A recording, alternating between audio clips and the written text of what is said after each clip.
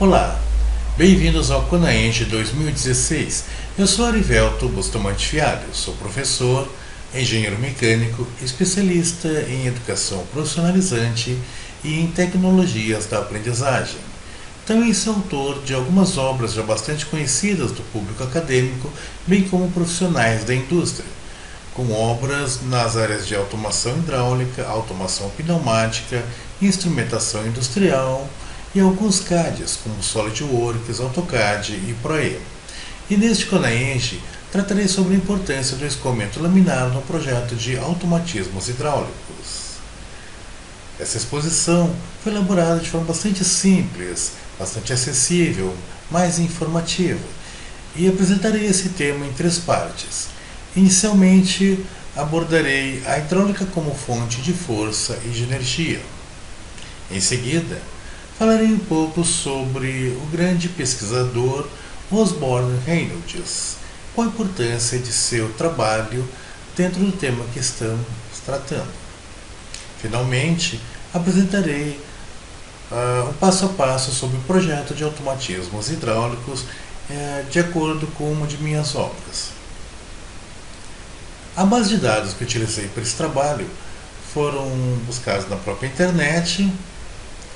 A excelente obra Oleodinâmica dos professores doutores Hanno Speth e Aurelio Bucciarelli, assim como 2 de minhas obras, Automação Hidráulica, Projetos de Dimensionamento e Análise de Circuitos e Automatismos Hidráulicos, Princípios Básicos, Desenvolvimento de Componentes e Aplicações Práticas.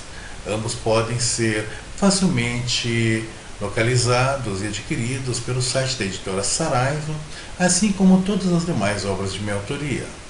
Desde já, agradeço a presença daqueles que já estiverem ligados no Conaenge desde o seu começo e desejo a todos um excelente congresso.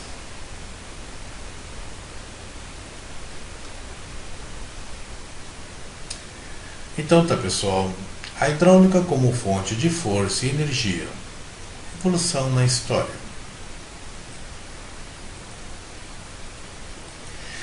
Segundo os registros históricos, os primeiros mecanismos de automação envolvendo a utilização da hidráulica como fonte de força e energia surgiu no Egito aproximadamente 2000 anos antes da era cristã, ou seja, 4000 anos até os dias atuais.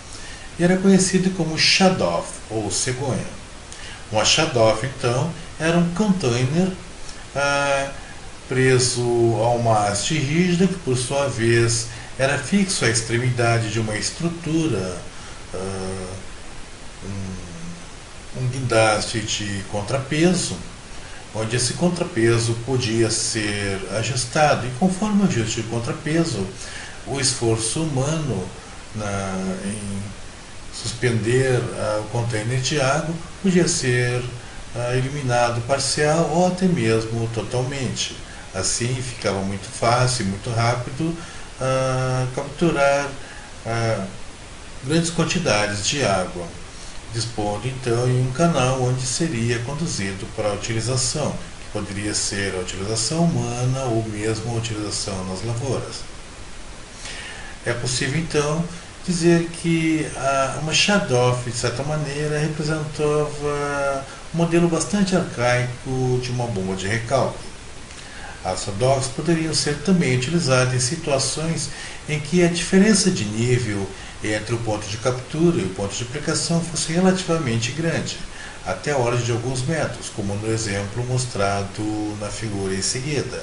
Observem que era esculpido à margem do rio, nessa diferença de nível, vários degraus, e sobre os degraus eram montadas algumas Shadoffs conectadas em série. Aquela mais próxima da margem do rio capturava a água e ia dispondo nas Shadoffs seguintes até atingir o nível mais alto. Apesar de ser um mecanismo bastante arcaico, ainda é possível encontrar na zona rural, nos dias de hoje, utilizações de Shadoff, Aqui, por exemplo, há uma shut-off conectada a um sistema em que captura a água do fundo de poço e disponibiliza no bebedouro para a utilização do gado. Alguns séculos mais tarde, aproximadamente pelo século II antes da era cristã, surgiram as rodas d'água. Inicialmente, ao invés de pás, eram fixas ao longo do perfil, frontal ou lateral, alguns jarros que faziam a captura da água. E observem que as rodas d'água não precisavam necessariamente estar, como se poderia imaginar, instaladas às margens dos rios. Nesse caso, a esta época, boa parte das cidades eram banhadas pelos aquedutos romanos, que se estendiam ao longo de dezenas e dezenas de quilômetros. Assim, dentro de uma cidade, uma roda d'água podia ser instalada sobre um aqueduto, sendo movimentada, rotacionada pela força da corrente do aqueduto, ou então até mesmo por meio de manivelas, com o propósito de elevar a água para a sua posterior utilização. Ou mesmo se no caso acionada, por exemplo, pela força de um aqueduto, da corrente do aqueduto, fazer a movimentação de algum mecanismo, enfim, havia uma vasta gama de aplicações. Foi mais ou menos na mesma época, contemporânea à roda d'água, o grande matemático grego Arquimedes propôs uma outra solução para a captação da água, que ficou conhecida como parafuso de Arquimedes. Em sua primeira versão, Arquimedes propôs um tubo enrolado em torno de um eixo, estendendo-se ao longo de um eixo. Esse tubo era enrolado em formato helicoidal, tendo uma das extremidades do eixo uma pequena manivela que podia ser rotacionada. Ao rotacionar a manivela, a parte inferior, a boca inferior do tubo, que estava em contato submerso na água, captava esta água, e conforme a rotação a água ia sendo impulsionada até a zona de saída no nível superior. Portanto, constituindo assim a primeira bomba de parafuso. Veja já na figura ao lado a segunda proposta, já mais moderna e bastante conhecida de nós, porque é bastante utilizada nos dias atuais, principalmente como transportadora de grãos. A proposta de Arquimedes, também uma lâmina disposta em forma helicoidal em torno de um eixo, porém estando essa estrutura encapsulada dentro de um tubo. Da mesma forma, quando o eixo é movimentado por meio da manivela, as lâminas do helicóide causavam a subida da água até a sua saída no nível superior. Observe que, no caso, se o escoamento da água se desse do nível superior para o nível inferior, a força da água causaria a rotação do helicoide, que poderia ser utilizado como turbina, que é casos que se utiliza já nos dias de hoje, principalmente para a geração de energia elétrica. Veremos um pouco mais sobre isso mais adiante. Vamos ver séculos e séculos mais tarde, em plena Idade Média, o grande Leonardo da Vinci, grande matemático, escultor, pintor e inventor, envolvido com os projetos da roda d'água e bem como o parafuso de Arquimedes. Da Vinci, através de seus estudos, ampliou a aplicação desses mecanismos, como poderemos ver mais adiante. Por exemplo, aqui uma aplicação de uma roda d'água como acionadora de um sistema biela-manivela, no caso representando uma bomba de pistões. Observe que a corrente d'água provoca a rotação da roda d'água, que por sua vez vai movimentar a manivela, causando a alternância dos pistões. Observe que os pistões têm diâmetros diferenciados, sendo o primeiro mais estreito do que o segundo. Ou seja, o primeiro pistão causará a sucção da água, levando-a diretamente para dentro de um reservatório. Já o segundo pistão, maior, portanto com uma área maior, causará a compressão desta água, elevando a uma pressão bem maior até o nível de saída.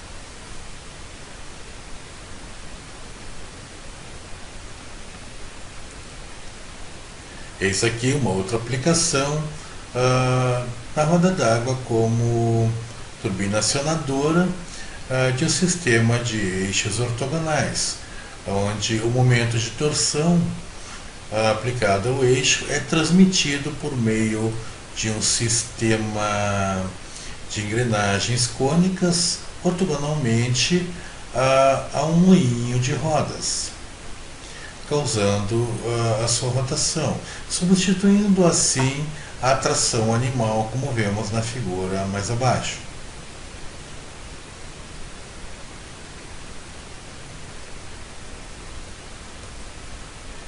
Já em tempos mais modernos, atualmente, vemos aqui esta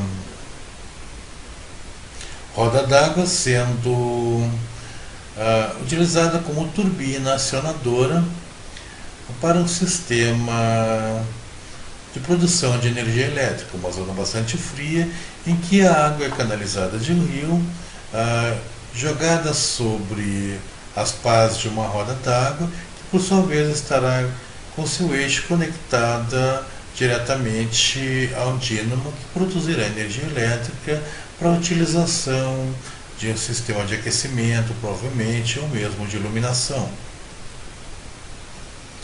Já na figura seguinte, podemos ver o famoso parafuso de Arquimedes aqui aplicado como um sistema de turbina.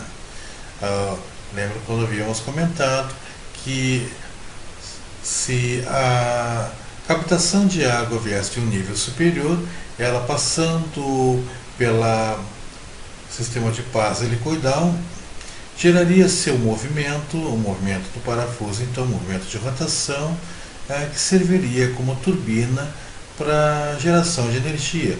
Aqui, por exemplo, temos a aplicação no National Trust Park, no Reino Unido, em que esse pequeno modelo é capaz de produzir 59.000 kWh ano, o suficiente para a iluminação de 16 residências. E observe algumas características deste projeto. É um projeto de baixo custo de construção civil, um investimento reduzido se comparado com turbinas convencionais, aplicáveis com alturas manométricas reduzidas.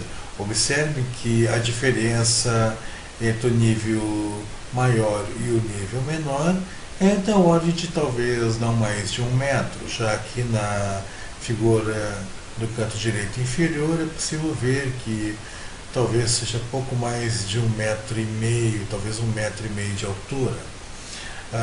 Então é um sistema de alta eficiência, mesmo com fluxo reduzido. Operação simples e reduzido custo de manutenção. Total automatização, que é a própria energia da água mesmo, que vai produzir um movimento de rotação. As grandes navegações dos séculos XIV, XV e XVI tiveram como consequência um substancial aumento da população mundial e, com isso, a necessidade do aumento de produção. Como consequência também a necessidade da invenção de novas máquinas, novos meios produtivos, mais eficazes, mais rápidos.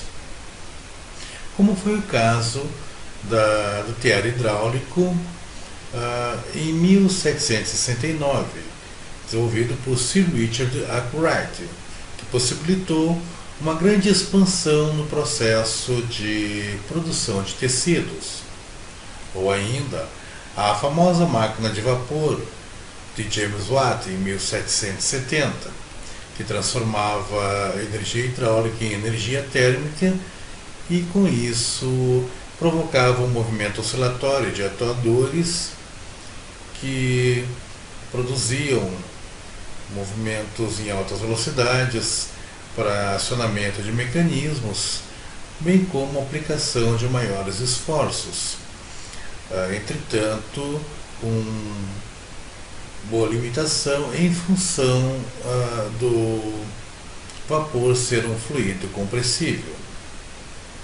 Porém, um grande engenheiro inglês desta época, Joseph Brahms, a partir dos estudos de Blaise Pascal, que demonstrou ser possível transformar energia mecânica em energia hidráulica e posteriormente em energia mecânica, amplificando-a substancialmente,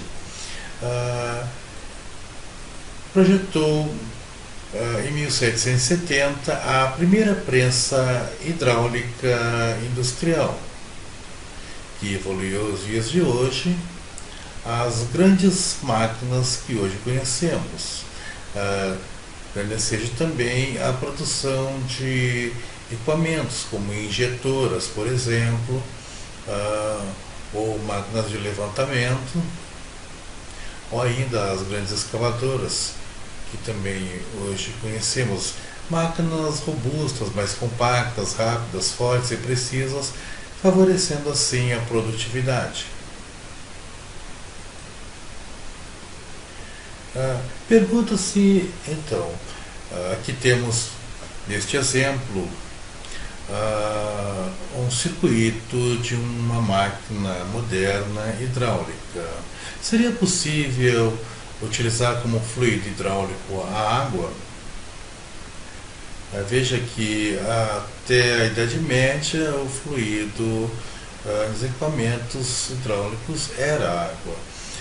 Entretanto, a partir da Revolução Industrial, ainda continuou se utilizando equipamentos como a máquina de James Watt, a máquina a vapor, né? Porém, a questão aqui, é possível ainda se utilizar em outras máquinas mais potentes a água como fluido hidráulico, uma vez que a água é um fluido não compressível? Em tese, sim. Entretanto, há alguns problemas, né? Como, por exemplo, a água é causadora de ferrugem. Um outro problema em relação à água é que, se fôssemos utilizar água em um sistema hidráulico, todos os componentes, com válvulas e atuadores, deveriam ser produzidos em materiais não ferrosos. Entretanto, haveria um outro problema se caso isso acontecesse, né? Como o objetivo da hidráulica é a produção de grandes esforços, teríamos como limitação a baixa resistência mecânica. E quando estudamos a hidráulica moderna, verificamos que para a produção de alguns trabalhos se faz necessário aplicações de pressões na ordem de 200 bar, superiores até 300, 400 bar. Então, portanto, materiais não ferrosos como latão, alumínio, cobre, não resistiriam a este nível de pressão, né? Precisariam ter espessuras muito elevadas para conseguir ter uma resistência similar à do aço. Assim, um outro problema também seria a baixa viscosidade. A água tem uma baixíssima viscosidade quando comparada, por exemplo, ao óleo. Então, nesse caso, a baixa viscosidade ela é responsável pela existência de vazamentos. E outro problema que vamos verificar mais adiante, quando estivermos falando mais propriamente sobre o, o tema de nossa exposição, que é a questão do escoamento laminar. A baixa viscosidade da água também é responsável pela turbulência. Então, quanto menos viscoso for um fluido, mais propenso à geração de turbulência. E em um sistema hidráulico não é desejada a turbulência. Quanto mais laminar pudermos ter o escoamento, melhor será.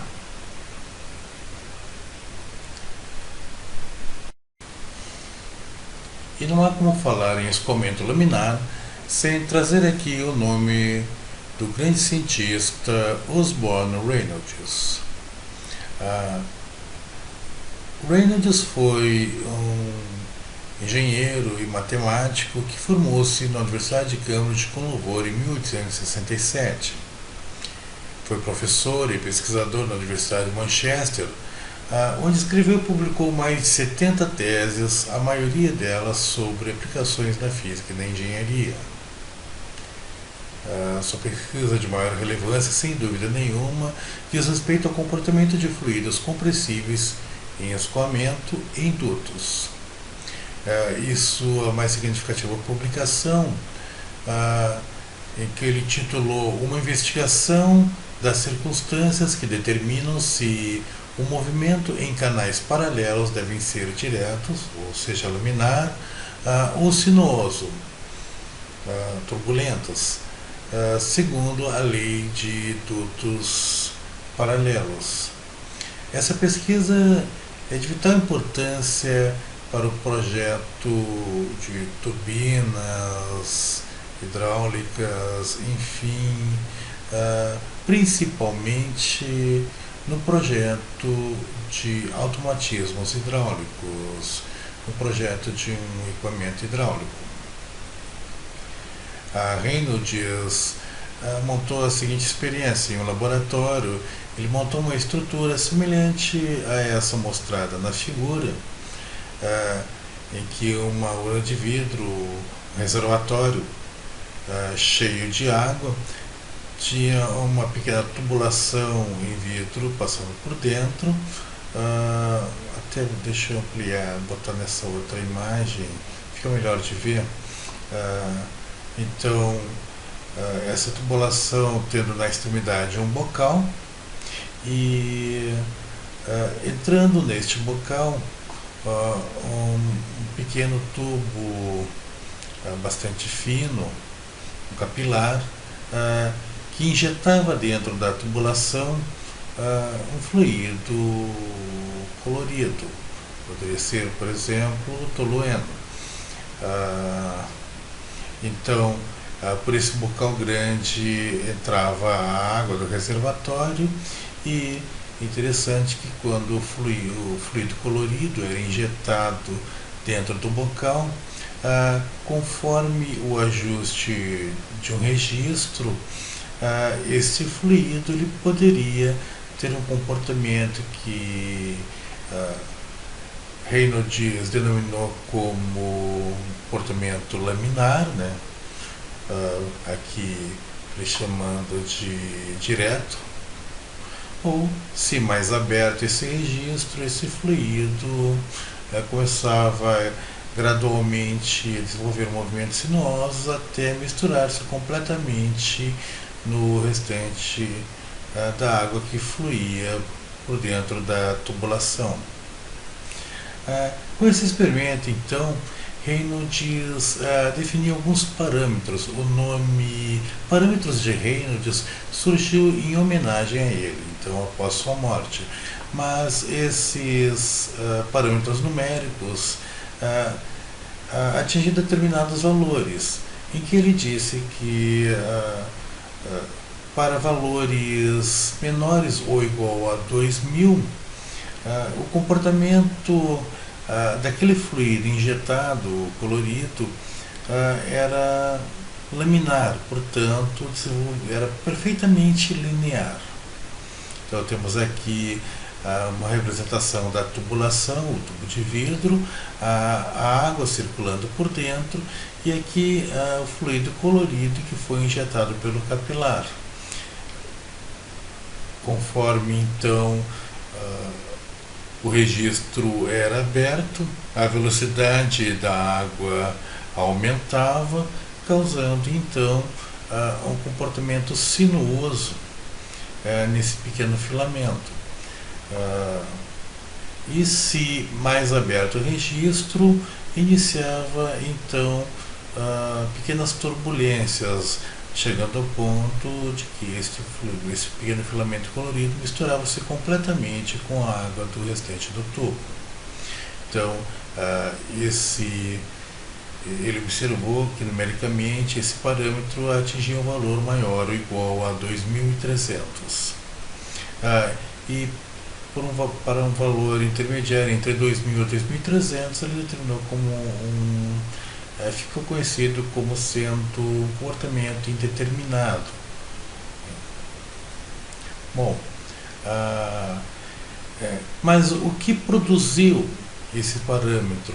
Esse parâmetro foi obtido a partir de uma relação entre a velocidade em que ele mediu o fluido se deslocando pela tubulação, o diâmetro interno dessa tubulação e a viscosidade do fluido. Razão esta porque havíamos comentado que a viscosidade influi na turbulência, né? Então, nós temos a velocidade do fluido, o diâmetro interno da tubulação, a viscosidade cinemática do fluido. Aqui está em unidade de Stokes. A mesma relação também de parâmetro de Rayleigh pode ser dada em função da densidade e da viscosidade dinâmica. Bom, o que é interessante aqui é notar que, por exemplo, o número de Reynolds aumentava, esse parâmetro numérico aumentava, aumentando o risco da turbulência. Conforme aumentava o parâmetro, maior a tendência à turbulência. Porém, essa turbulência estava em razão da velocidade. Né? Quanto maior a velocidade do fluido, como podemos ver na própria expressão, né? Quanto maior for esta velocidade, considerando aqui um diâmetro constante, quanto maior for a velocidade, mais cresce o número de Reynolds e, portanto, mais aumenta a turbulência. Da mesma forma, quanto maior for o diâmetro, maior será a turbulência. E quanto menor for a viscosidade, também maior será a turbulência. Assim, podemos ver aqui nesse pequeno exemplo o experimento de Reynolds. Observe que o fluido é laminar. Ele gradativamente vai tornando-se indeterminado, mais sinuoso. A velocidade vai aumentando, ele começa a se misturar com a água, tornando-se então totalmente turbulento. Então esse é um registro real de um experimento de Reynolds. Bom, uma outra consideração que podemos fazer é a seguinte: se considerarmos o fluxo, por exemplo, em um escoamento, o fluxo de um fluido compressível é sempre constante. Portanto, independente dos diâmetros de entrada ou saída, o fluxo será constante. Fluxo é a quantidade de volume de fluido por unidade de tempo que circula uma tubulação. E observe que o fluxo, então, portanto, é uma relação entre a seção transversal do tubo e a velocidade com que circula dentro da tubulação. Se colocarmos em relação, em função do diâmetro, teremos a seguinte expressão. Aqui podemos ver dois exemplos, dois tipos de transição, uma transição mais abrupta e outra um pouco mais suave. Note como Por exemplo, temos a vazão aqui, que é uma relação entre a velocidade e a seção transversal. Então vejam que na seção transversal menor nós teremos uma velocidade 2 e uma seção 2. Na parte inicial nós teremos uma velocidade 1 e uma seção 1. O interessante é que pela equação da continuidade nós vamos verificar que justamente Q1 é igual a Q2, portanto a vazão é sempre constante. Veja que o produto entre A1V1, que é Q1, é igual a A2Q2, A2V2. Se imaginássemos que, por exemplo, o diâmetro da seção menor fosse igual à metade do diâmetro da seção maior, nós teríamos então como resultado que a velocidade na saída seria 4 vezes a velocidade da entrada, portanto V2 seria 4 vezes V1. Veja que dissemos que se a seção transversal menor aqui for metade da seção transversal maior, a velocidade é 4 vezes mais. Então, o que vai acontecer aqui? Se olharmos na equação, vamos entender que se nós substituirmos, nós teremos que o número de Reynolds vai duplicar. Isso quer dizer que vamos imaginar que nós tenhamos uma situação em que o número de Reynolds aqui esteja dentro do perfil laminar, digamos que fosse 1600, certo? Isso significa que se após essa transição para um diâmetro metade do inicial, nós teríamos então que o número de Reynolds na saída aqui teria passado nesta seção transversal, função do aumento de velocidade em 4 vezes, nós teríamos um número de Reynolds de 3200, portanto um escoamento completamente turbulento. Mas qual a diferença de uma seção para outra? Simplesmente, obviamente, que se tivéssemos que usar uma situação como essa, utilizar uma situação como essa, deveríamos optar, é claro, por uma transição um pouco mais suave, porque essa transição mais abrupta, que é uma zona crítica, né, vai gerar aqui um perfil de turbulência bem mais agressivo. Bem, em nossa fase final, vamos falar um pouco sobre o projeto de automatismos hidráulicos. A grande questão é, quando vamos desenvolver um projeto de uma máquina, de uma automação, é saber responder quando devemos optar por um projeto de automatismo hidráulico ou pneumático. Se olharmos esses dois exemplos aqui, fica bem fácil de chegarmos a estas respostas. Temos aqui à esquerda um projeto de uma tesoura hidráulica e à direita uma máquina para gravação hot stamp. Notadamente, podemos ver que o projeto da esquerda é um projeto bem mais robusto, portanto, uma tesoura hidráulica ela vai promover o corte de lâminas metálicas, chapas metálicas, talvez da espessura na ordem de 3, 4 milímetros, quem sabe. E já um projeto de gravação hot stamp, basicamente a força utilizada para gravação é mínima, talvez algumas gramas apenas.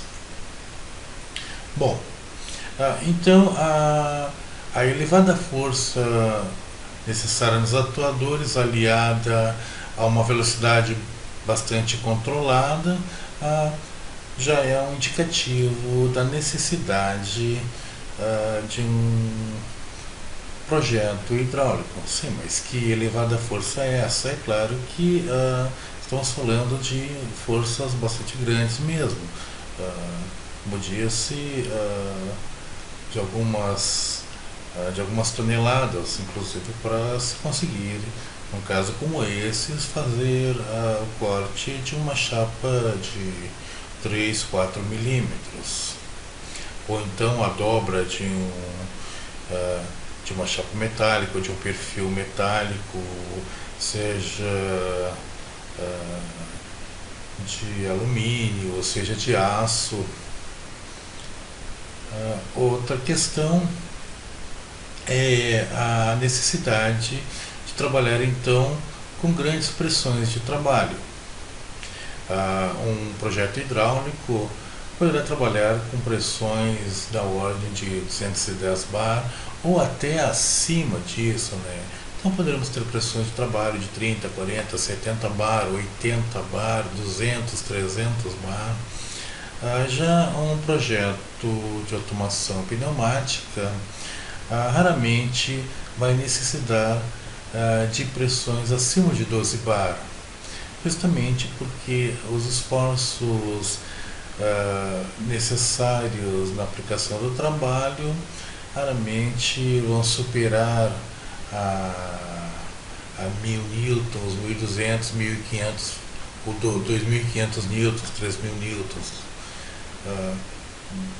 Atuadores pneumáticos para aplicar esforços da ordem de 3, 4 mil newtons normalmente vão ter diâmetros lá de 80, 100, 120 milímetros. Já um atuador hidráulico com esse mesmo diâmetro consegue aplicar força na ordem de mais de 10 mil newtons, 10, 15, 20, 30 mil newtons. Então é uma diferença de grandeza relativamente grande. Os diâmetros, portanto, dos atuadores poderão ser relativamente grandes também, né? É claro que um projeto de automação hidráulica também poderá utilizar de atuadores de 40 a 50 milímetros, tal qual um projeto de automação pneumática. A diferença basicamente é o material. Os atuadores utilizados em projetos de automação hidráulica são todos de aço, um aço especial, enquanto os atuadores utilizados em automação pneumática normalmente, como vão compor equipamentos mais delicados, a grande maioria são produzidos em alumínio. Então realmente vai produzir um equipamento bem mais leve e com um nível de resistência bastante limitado. Assim, nunca vamos ver essa união de elevada pressão com diâmetros relativamente grandes em um equipamento pneumático. Bom, uma vez que definimos que nosso projeto será produzido com automação hidráulica, precisaríamos classificá-lo. Essa classificação de um projeto hidráulico que obedece a uma determinada faixa é feita em função do que a gente chama de pressão nominal. É aquela pressão, a pressão nominal é aquela pressão que é aplicada na rede. Que é uma pressão bem maior do que a pressão de trabalho. E por que isso é feito? Porque em todo o sistema, seja hidráulico ou pneumático, há perdas. Num sistema hidráulico as perdas são muito maiores, até em função dos tipos de conexões utilizadas, os tipos de válvulas. E nesse caso, em circuitos hidráulicos, poderá existir válvulas, como algumas válvulas comutadoras, que tem perdas da ordem de 15, 20 bar, até 30 bar, quando trabalha com pressões e volumes de fluidos relativamente grandes. Bom, nesse caso aqui vamos estimar que a nossa pressão nominal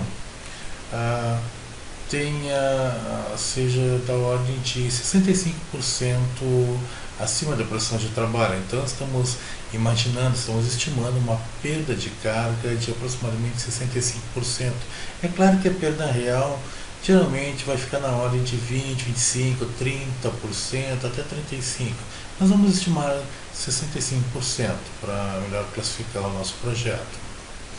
Então, segundo a norma GIC, se tivéssemos, por exemplo, uma pressão de trabalho da ordem de 100 bar, teríamos então uma pressão nominal de 165. Então deveríamos aplicar na alimentação uma pressão da ordem de 165 bar, justamente para compensar as perdas. Isso nos daria uma classificação na faixa de um sistema de alta pressão. Veja que um sistema de alta pressão cobre uma faixa de 84 a 210 bar. Acima disso é um sistema de extra alta pressão, um sistema bastante comum em prensas de grande porte, máquinas realmente que necessitam de grandes esforços. Mas na grande maioria dos projetos de equipamentos de automação hidráulica estarão classificados dentro de sistema de média e alta pressão, que cobre a faixa de 35 a 84 bar, e sistema de alta pressão, que cobre a faixa de 84 a 210 bar. Uma vez que tenhamos definido por um projeto hidráulico, precisamos então dimensionar o nosso atuador. Aqui eu estou pegando um pequeno exemplo de uma prensa hidráulica em que, vamos supor, eu preciso dimensionar esse atuador, mas que variáveis eu preciso conhecer para poder dimensionar esse atuador? Bom, eu preciso conhecer, obviamente, a pressão de trabalho e a força de avanço. A força de avanço ela vai ser obtida basicamente por equacionamento de resistência dos materiais. Vamos supor que eu quero fazer um trabalho de uma compactação, uma dobra, compressão, uma deformação de um material, de uma medida até outra.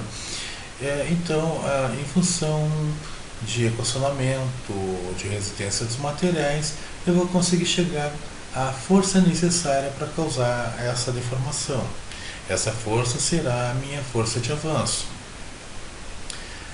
Uma vez que eu conheça a força de avanço que eu preciso, em função do deslocamento que eu preciso, a extensão desse deslocamento desse atuador, eu precisarei definir qual é o diâmetro da haste necessária.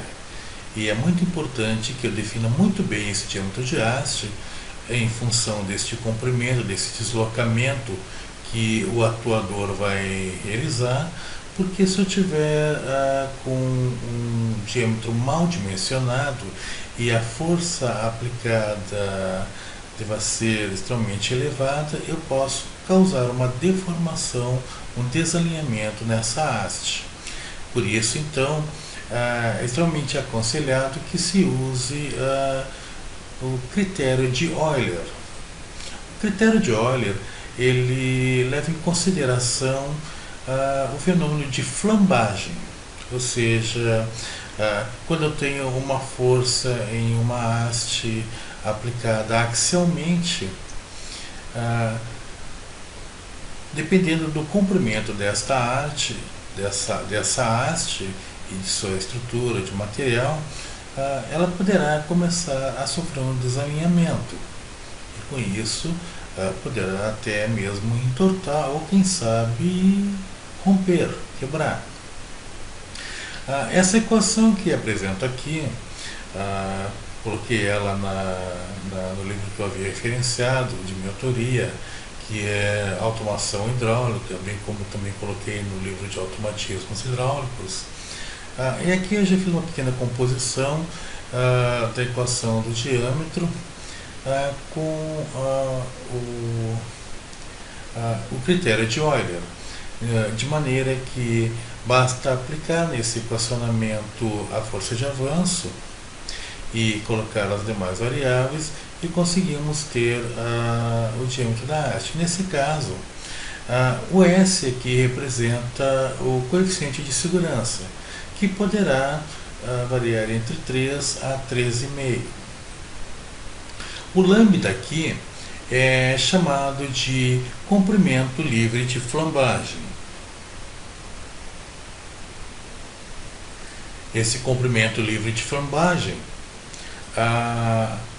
ele diz respeito à forma como este atuador é fixado no equipamento. Então, a norma apresenta 4 tipos de fixação, sendo que o quarto caso aqui, ele é um caso inadequado, porque ele pode causar a obstrução da haste, em função de que no quarto caso aqui a haste estaria percorrendo entre guias, né? E o atuador também estaria fixo. Então qualquer mínimo desalinhamento pode causar o colapso da haste ou o trancamento do sistema. Então, substituindo-se o valor, que no caso esse comprimento equivalente, se for o primeiro caso, que seria este aqui, por exemplo, a haste percorrendo livremente e apenas a parte frontal ou traseira do atuador fixa ao equipamento. Nesse caso, o comprimento equivalente seria igual a 2 vezes o comprimento da haste. O FA seria a nossa força de avanço já conhecida e o E é o módulo de Young do aço, tabelado 210.000 newtons por centímetros quadrados. Uma vez substituído valores, extrai-se a raiz quarta e obtém-se o diâmetro da haste. Conhecer então o diâmetro da haste, busca-se no catálogo do fabricante qual é o diâmetro da haste disponível. A maioria dos fabricantes, esse aqui é um fabricante bastante tradicional, disponibiliza no mercado diâmetros de 18 a 40 milímetros. Então, oferece 2 diâmetros para cada diâmetro de pistão, ou seja, o diâmetro da camisa. Nesse caso, vamos supor que, por exemplo, o nosso diâmetro da haste tenha sido na ordem de 50 milímetros. Observe que não temos 50 milímetros aqui na tabela. Temos 45 e tem 70.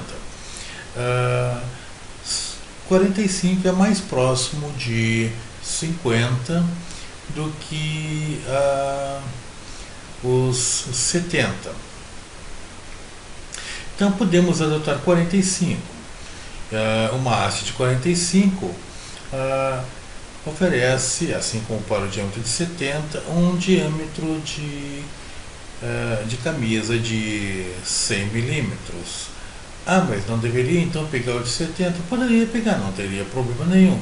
Mas não vamos esquecer que estamos trabalhando com um coeficiente de segurança da ordem de 3 a 3,5. Então posso tranquilamente pegar um de 45 que não vai dar problema nenhum. Então opta-se pelo de 45, nesse caso hipotético, com um diâmetro de camisa de 100 milímetros, ou seja, um diâmetro de pistão, que é o DP. Bom, Uma vez conhecido esse diâmetro do pistão, eu posso finalmente calcular a minha pressão de trabalho. A pressão de trabalho vai ser aquela pressão que exercida sobre a peça vai gerar o efeito desejado, a deformação desejada. Nesse caso, basta que eu então substituir a força de avanço calculada, o diâmetro do pistão obtido aqui pelo equacionamento, pela tabela, perdão, e vamos obter a pressão de trabalho. Uma vez definida essa pressão de trabalho, é preciso então definir a perda de carga na linha de pressão. O que vem a ser a perda de carga na linha de pressão? A linha de pressão é essa linha da alimentação. O fluido será succionado, passará por dentro da bomba, depois passará pela válvula comutadora e se direcionar à parte traseira do atuador, que se expandirá até ele encontrar uma resistência e a pressão comece a aumentar até atingir a pressão de trabalho, que estará registrada nesse manômetro, que será registrada por esse manômetro. E uma vez atingida a pressão de trabalho, quando a pressão superar, tentar ir além da que foi definida para o trabalho, que foi calculada, essa pequena válvula de descarga será aberta, enviando o fluido excedente para o tanque. A perda de carga então na linha de pressão poderá ser de dois tipos. Uma que chamamos de perda localizada, que é essa perda por singularidades originadas de válvulas, registros e conexões, como curvas, joelhos, T's, etc. E temos ainda a perda distribuída, que é a perda por comprimento linear de tubulação. Então, quanto maior for o comprimento da tubulação de pressão, maior será essa perda distribuída. Bom, a perda de carga na linha de pressão, que é a perda localizada, ela pode ser obtida no catálogo das válvulas e também no catálogo das conexões. Normalmente, o catálogo de válvula dos fabricantes já disponibiliza a perda de carga para cada válvula que for necessário. No caso, por exemplo, uma válvula computadora como essa poderá ter, como já havia mencionado anteriormente, em função da vazão que necessite disponibilizar para se atingir as velocidades requeridas, poderá ter perda na ordem de 15, 20, 10 bar, e normalmente essa perda já será dada em bar. Então, verifica-se todas as conexões necessárias, todas as válvulas necessárias, regulagem de velocidade, válvulas de bloqueio, que estarão presentes na linha de pressão, e anota-se as perdas de carga somando-as devidamente. Já as conexões, normalmente a perda de carga será oferecida em termos de comprimento equivalente, ou seja, por exemplo, um T, um joelho, uma curva, um registro. Normalmente isso é dada em termos de comprimento equivalente, ou seja, imagina-se um T tem uma perda que equivaleria a um comprimento de tubulação, digamos, de 10 centímetros, de 20 centímetros, de 1 metro, dependendo do tipo de conexão e de diâmetro.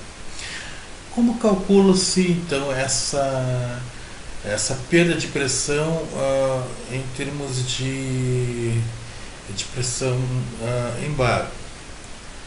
Então, nesse caso aqui, aplica-se esse equacionamento, onde para cada conexão vai ter um comprimento equivalente. Então, imagina, se eu tiver 10 conexões, eu vou ter que aplicar 10 vezes esta equação, onde o V aqui é a velocidade do fluido ou na tubulação respectiva. Nesse caso aqui, a tubulação de pressão, essa pequena tabela, ela apresenta pressões de 20 até acima de 200 bar. Então, se por exemplo eu trabalhar com uma pressão de 100 bar, a velocidade na linha de pressão será de 500 centímetros por segundo. A de 50 bar será 400. Bom, mas quando eu tiver, por exemplo, uma pressão de 75 bar, como é que farei? Para isso, justamente, eu obtive por interpolação dessa pequena tabela a equação para a velocidade em função da pressão de trabalho. Então, basta substituir aqui a pressão de trabalho e calcula-se na equação e obtém-se qual é a velocidade para ser aplicada aqui. Aqui o ρ é a massa específica do fluido, no caso do óleo, o L é o comprimento equivalente, depois aqui o FC é um fator de conversão, o DI é o diâmetro interno da tubulação. Aplica-se ali e acha-se essa perda de carga em função dos comprimentos equivalentes. Entretanto, normalmente essa perda será relativamente pequena. A perda mais significativa mesmo acaba sendo a perda localizada em função das válvulas e que poderá atingir valores até aproximadamente 30% da pressão de trabalho. Finalmente, as perdas distribuídas, que é em função de comprimento linear da tubulação. Então, se por exemplo houver uma situação em que eu tenha 10 metros de tubulação da sucção até chegar efetivamente à entrada do atuador hidráulico, eu preciso substituir na equação específica aqui e calcular essa perda também. Bom, feita estas análises das perdas, precisa então somar todas as perdas, a perda localizada nas válvulas, a perda das conexões e a perda por comprimento linear. Uma vez adquiridas essa perda total, a perda nominal, a pressão nominal real do meu sistema, aquela que eu havia calculado inicialmente lá, estimado, era uma perda apenas estimada, a perda real, a pressão real, será então a pressão de trabalho que eu havia obtido através de cálculo de resistência dos materiais, mais esta perda total aqui da linha de pressão. Somando as duas, eu tenho a perda nominal real, que, como eu disse, poderá ficar na ordem de 20, 30, 35%, ou talvez 38% acima da pressão de trabalho. Bom, definida essas variáveis, é preciso agora definir as vazões de avanço e de retorno. Por que é importante definir essas vazões? Através dessas vazões é que eu vou conseguir definir qual é a bomba que eu preciso utilizar para obter as velocidades e a funcionalidade do meu sistema. Nesse caso, eu preciso então da vazão de avanço e a vazão de retorno. A vazão de avanço será dada pela velocidade de avanço multiplicada pelo comprimento, pelo deslocamento durante o avanço do atuador. Se eu colocar essa equação em função do diâmetro do pistão, eu posso ter, e o tempo de avanço, eu vou tê-la nesta forma. A vazão de retorno vai ser a velocidade de retorno multiplicado pelo comprimento da haste. Também pode ser colocada em função dos diâmetros do pistão e da haste e do tempo de retorno. Existe ainda uma outra vazão, que é conhecida como vazão induzida, que vai ser um parâmetro de limite para a minha vazão da bomba. Então, por ordem, normalmente a vazão de avanço será menor do que a vazão de retorno, justamente porque a velocidade de retorno sempre será, a grande maioria das vezes, maior do que a velocidade de avanço. E a vazão induzida no retorno será bem maior do que a vazão no retorno. Uma vez definidas essas vazões, eu posso definir qual é a minha vazão da bomba. E a vazão da bomba, por norma, será sempre maior do que a vazão de retorno e menor ou igual à vazão induzida no retorno. Outro parâmetro importante é a minha pressão da bomba. Bom, se calculamos lá a nossa pressão nominal real, eu preciso escolher uma bomba que seja capaz de entregar ao sistema, de suportar uma pressão maior do que aquela pressão nominal real. Portanto, imaginemos lá que, como disse, a nossa pressão de trabalho mais a perda, ou seja, a pressão nominal real, seja na ordem de 140 bar, a minha pressão da bomba ela tem que conseguir suportar uma pressão maior do que 140 bar, porque acima de 140 bar a válvula de proteção, a válvula de descarga do sistema se abrirá para justamente proteger o sistema, e a minha bomba tem que conseguir suportar essa pressão acima de 140 bar. E a pressão induzida no avanço é justamente uma pressão também, um parâmetro limite para a definição dessa pressão da bomba, que ela é o seguinte: esse parâmetro se origina em função da possibilidade da existência de alguma sujeira dentro da tubulação, ou, por exemplo, lá no filtro do retorno do sistema.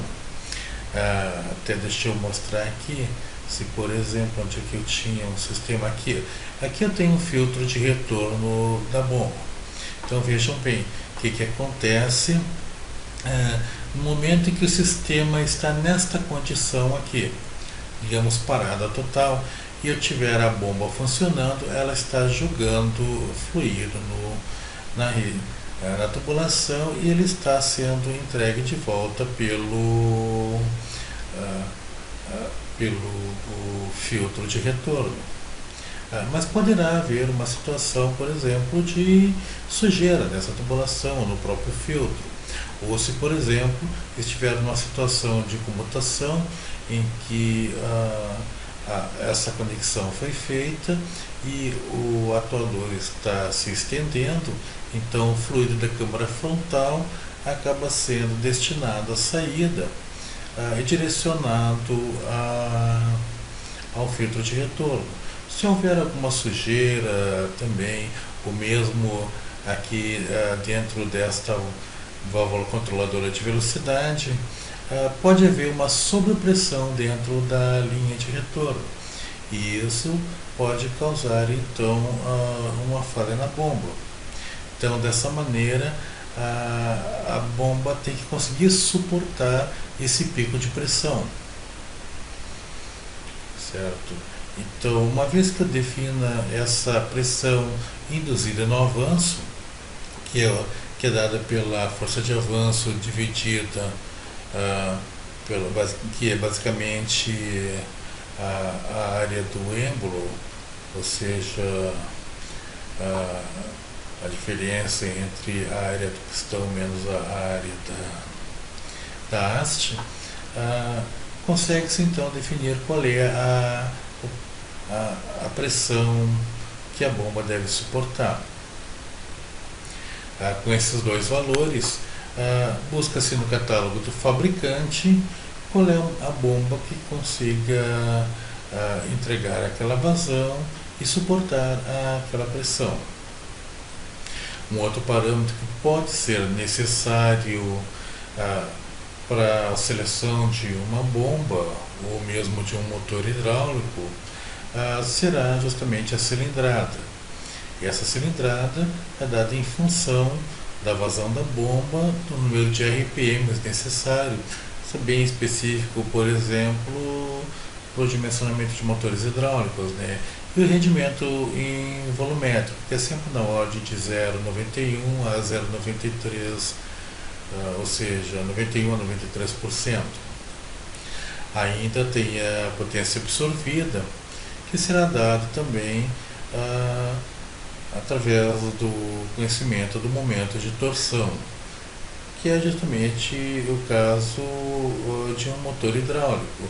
Então, se eu tenho uma grua, um equipamento, uma perfuratriz hidráulica, por exemplo, que precisa aplicar um determinado momento de torção para realizar a tarefa, através disso, o número de RPMs necessários, eu consigo calcular qual é a potência absorvida. E busco então no catálogo do fabricante qual é a bomba ou o motor hidráulico mais apropriado. Bom, uma vez definidos esses parâmetros, é preciso definir qual é o volume necessário ao reservatório. Isso é extremamente importante em um circuito hidráulico. Não pode faltar fluido no sistema. Tem que sempre, além do fluido em movimento, tem que ter pelo menos o dobro do fluido dentro do reservatório. Até porque o fluido está constantemente circulando, passando pelos filtros, e também tem que ter um contínuo processo de resfriamento. Então, por norma prática, por uso prático, a regra prática, normalmente se estima que o volume contido no reservatório deverá sempre ser 3 vezes a vazão da bomba. Aqui um exemplo hipotético. Vamos imaginar que tenhamos calculado nossas velocidades necessárias aos atuadores, e para que ele cumpra a sua tarefa seja necessário então uma injeção de 36 litros por minuto no sistema. Isso significa que 3 vezes isso vai resultar no volume de 108 litros. Então, o volume aqui dentro do reservatório, vejam que alguns fabricantes já têm prontos para comercialização alguns reservatórios padrões. Então, por exemplo, eu precisaria de um reservatório, no caso aqui um reservatório prismático, uma capacidade para 108 litros. Pode ser que o fabricante não tenha exatamente 108 litros, pode ser que ele tenha um reservatório de no mínimo 120. Ok, compra 120. Mas vamos supor que o reservatório máximo dele fosse 92 litros ou 96 litros, digamos.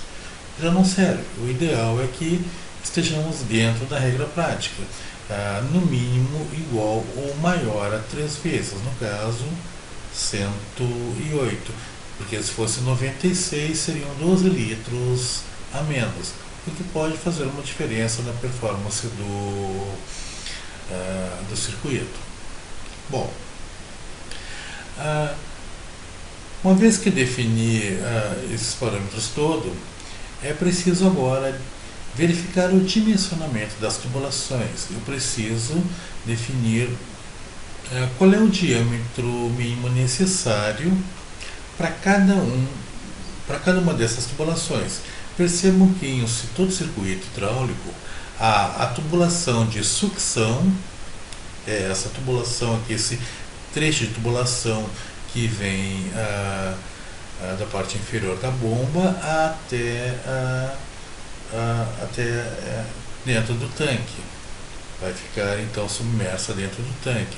Poderá haver a ver se houver necessidade a colocação, por exemplo, de um filtro aqui na sucção. Mas é mais comum na prática a utilização de um filtro na descarga. Entretanto, pode haver também filtro na sucção. Entretanto, isso pode causar também problemas na sucção, em função de que, se eu tiver um entupimento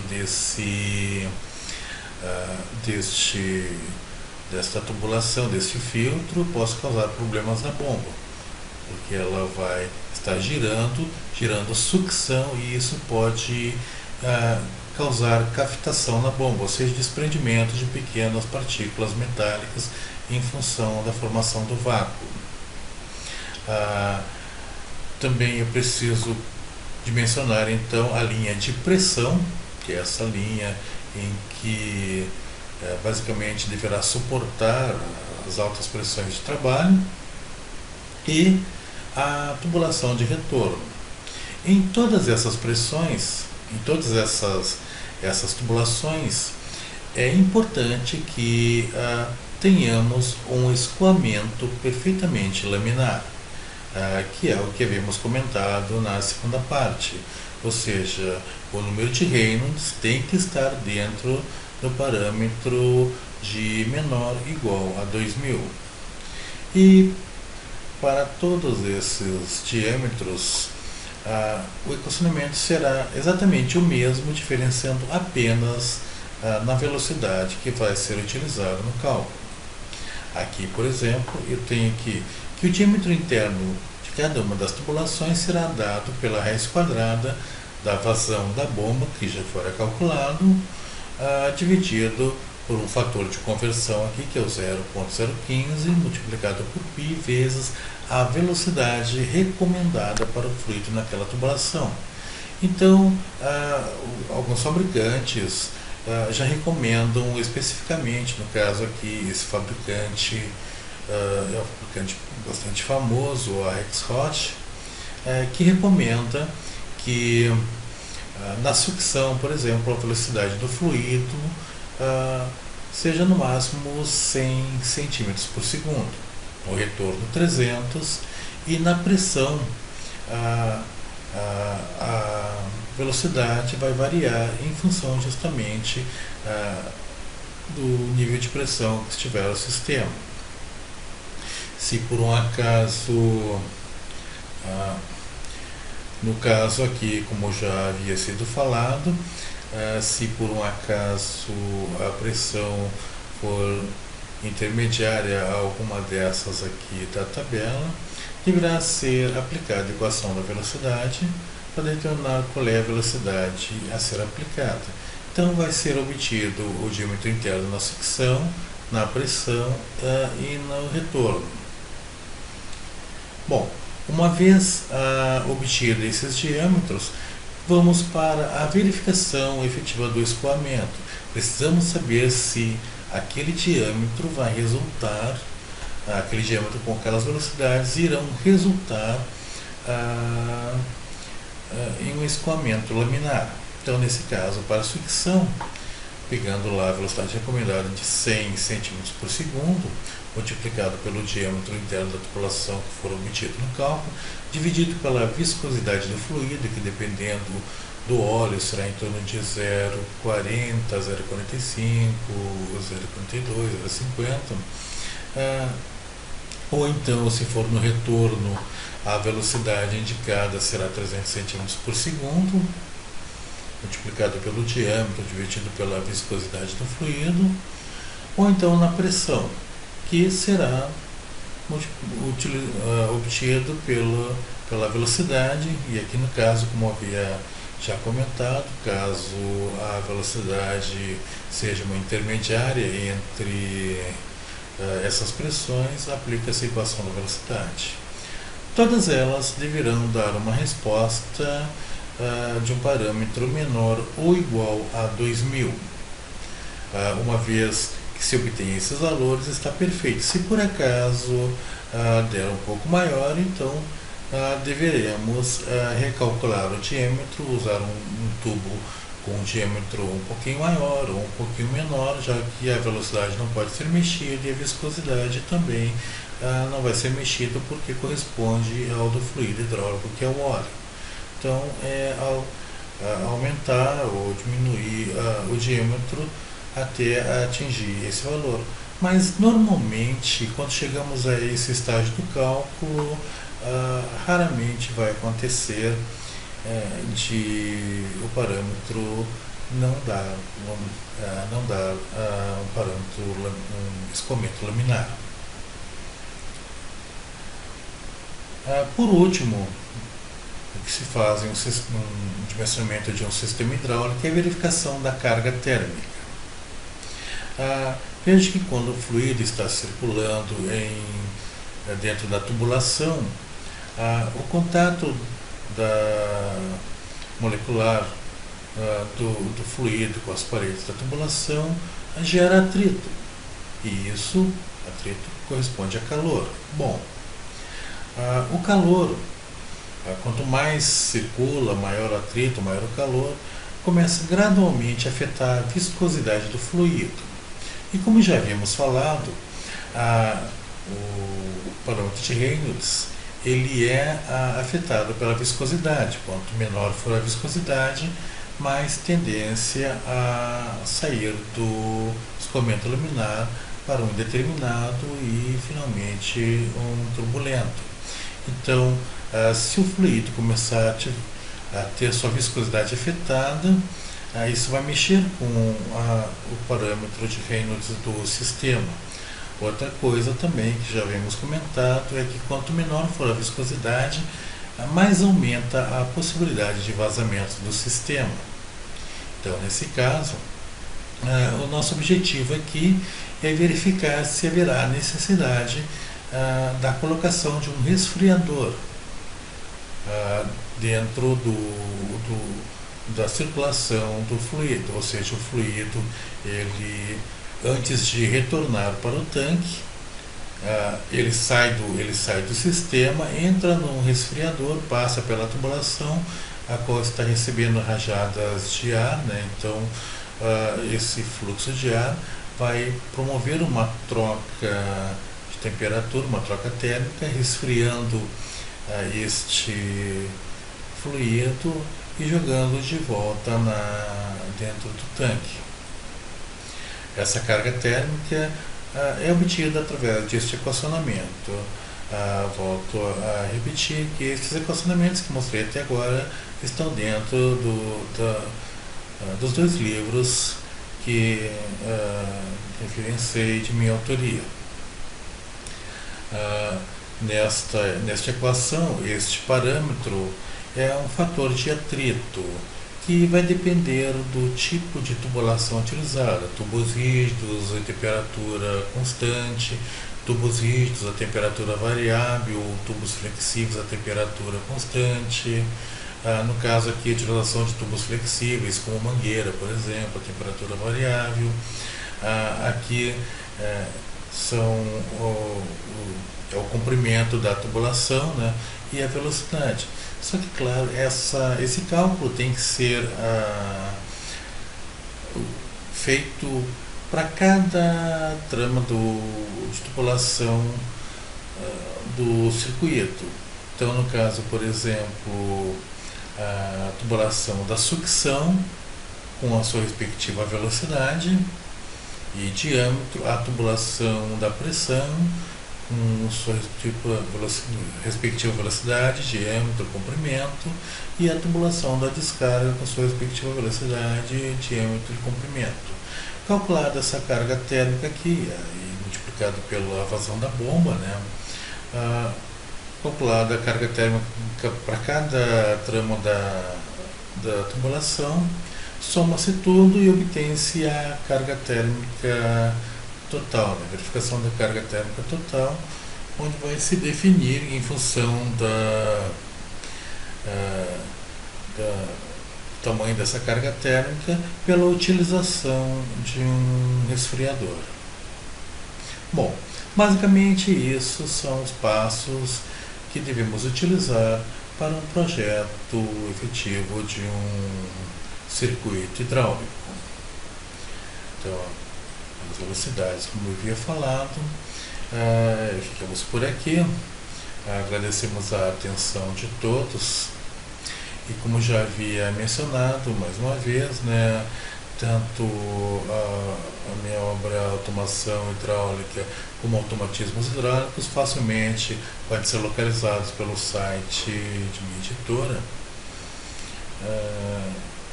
E mais uma vez eu agradeço a presença daqueles que estiveram online e renovo o meu desejo de um excelente congresso a todos. Muito obrigado e um grande abraço.